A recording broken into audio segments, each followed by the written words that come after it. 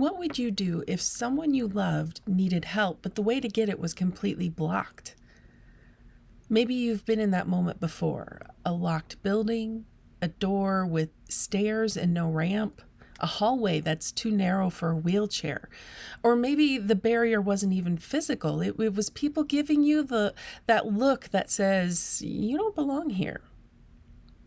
In this Sunday's scripture, there's a man who desperately needs Jesus' help, but the doorway is jammed with people. No one's moving aside. There's no room to get him in.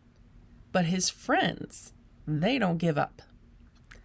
They don't say, oh, well, maybe next time. Instead, they climb the stairs to the roof. They cut a hole in the roof and lower him right down in front of Jesus.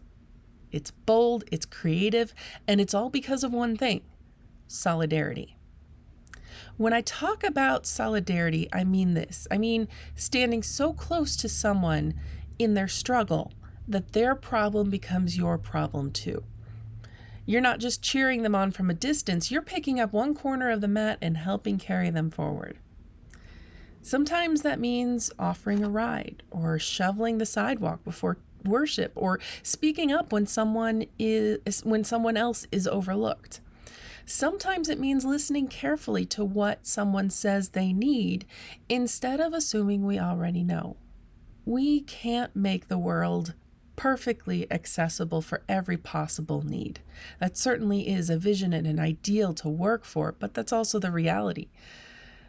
Solidarity asks a different question. It asks, who is here now? And what one thing can I do to make it easier for them to belong? This Sunday, we're going to look at these friends who tore through the roof and what their story can teach us about living in solidarity, physically, socially, and spiritually.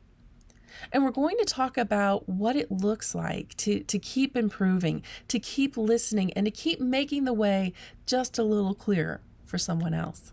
And here's the fun part. This Sunday, we're closing out the summer with worship on the lawn.